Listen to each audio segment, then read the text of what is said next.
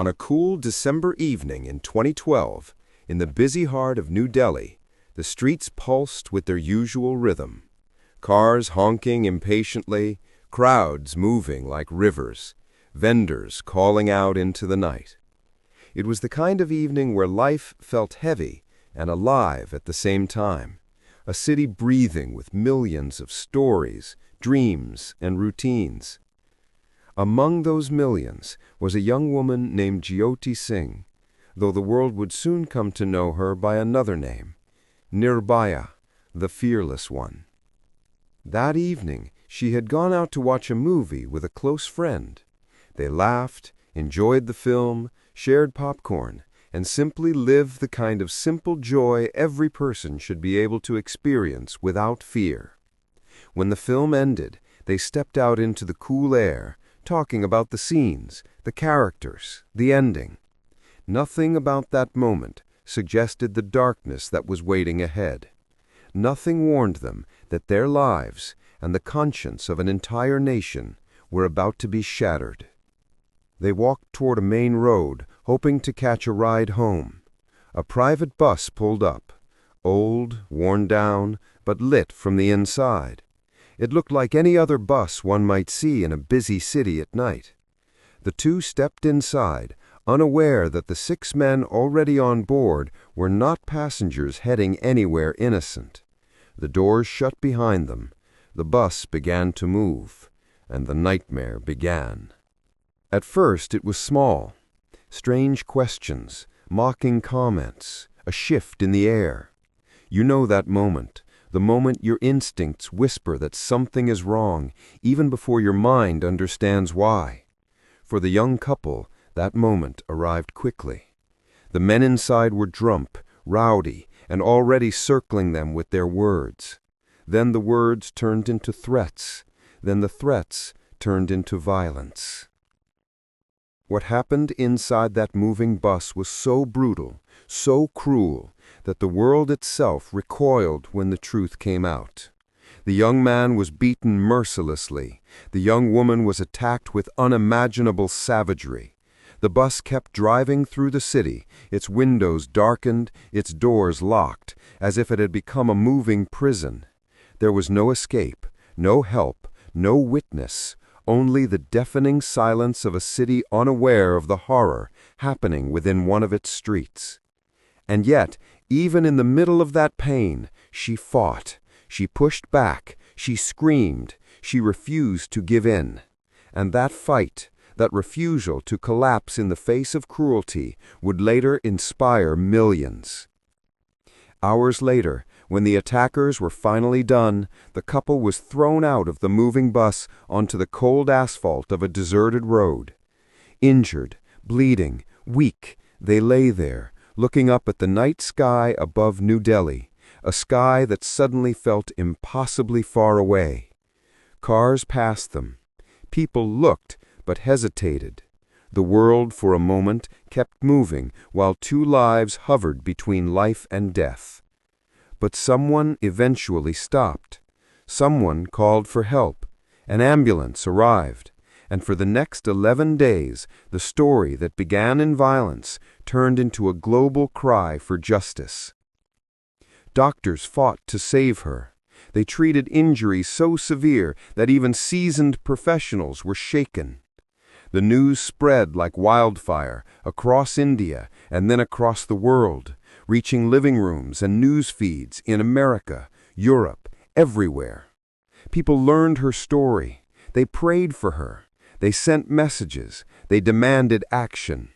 She became a symbol, not because she wanted to, but because the cruelty she endured awakened something powerful in millions of people who had stayed silent too long. 11 days later, despite all efforts, her body could not endure the trauma any longer. She passed away in a hospital far from home, surrounded by medical machines and the quiet grief of those who had tried to save her. The world mourned. India mourned. And something inside the nation cracked open. Millions took to the streets. In the freezing winter air, people marched day and night, holding candles, chanting her name, demanding justice. Young women stood with signs. Mothers marched with their daughters. Men raised their voices beside them. It became one of the largest public protests in modern Indian history. Streets near Parliament were flooded with anger, sorrow, and an unshakable determination. This could not happen again. Something had to change. The police arrested the attackers quickly. The trials began. The details that surfaced, the timeline, the brutality, the cruelty, shocked even those who thought they had seen everything. But the shock became fuel. It ignited lawmakers, activists, students, ordinary citizens. India's laws for sexual assault and women's safety were rewritten. Fast-track courts were created to avoid the delays that often bury victims' cases in paperwork. The Nirbhaya Fund was established to assist survivors of violence and to strengthen protection systems for women across the country. But for many, the real transformation was emotional. People looked at their cities differently. They looked at their daughters differently. They looked at themselves differently. Women spoke up louder, demanded more, refused silence. Men confronted uncomfortable truths about their society, about danger, about responsibility. A young woman's tragedy had become a catalyst for national awakening. She did not live to see the change she inspired, but the world she left behind was not the world she walked through on that December night. In 2020, after years of trials, appeals, and legal battles, the 4 adult attackers were finally executed. For many, it was a long-awaited step toward justice. For others, it was closure. For her family, it was a bittersweet moment. No punishment could bring her back, yet justice meant that her suffering had not been ignored. The world was still watching. The girl who had been silenced had become a voice that echoed across continents. And today, her story still echoes in classrooms, in documentaries, in conversations about women's rights, in global movements fighting against violence.